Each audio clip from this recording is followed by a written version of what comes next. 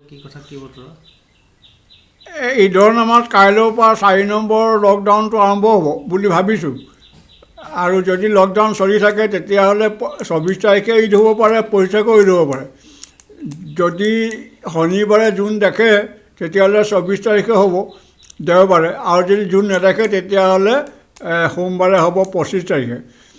ঈদৰ নামাজ যেনেকৈ জুমাৰ নামাজ মছজিদত পঢ়া নাই, ঘৰত জোহৰ পৰিছিলে, ঈদৰ নামাজো মছজিদত বা ঈদগাহত নপঢ়িব, ঘৰতে থাকিব আৰু গা চা ধুব, আঁতৰ লগাব, আপত্তি নাই, কিন্তু ৰাজহুৱাভাৱে মানুহৰ সমাগম হ'ব নালাগে।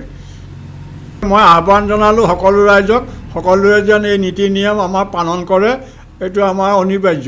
এইটো শৰীয়তৰ হুকুমৰ কথা। চৰকাৰী নিয়ম বা স্বাস্থ্যজনিত যিবোৰ নিয়ম সেইবিলাক পালন কৰাটো আমাৰ শৰীয়তৰ অন্তৰ্গত।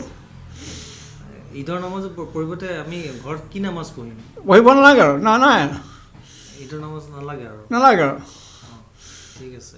কোনোবাই নফল নামাজ পঢ়ে, সেইটো সদায় পঢ়িব, আজি পঢ়িব পাৰিব, সেইদিনাখনো পঢ়িব পাৰিব। ইছৰাকৰ 2 ৰাকাত নামাজ, ইছৰাকৰ নামাজ পঢ়িব পাৰিব, ইছৰাকৰ নামাজ পঢ়িব পাৰিব। সেইটো সেই বেলি ওলোৱাৰ আধা ঘণ্টাৰ পিছত হয়।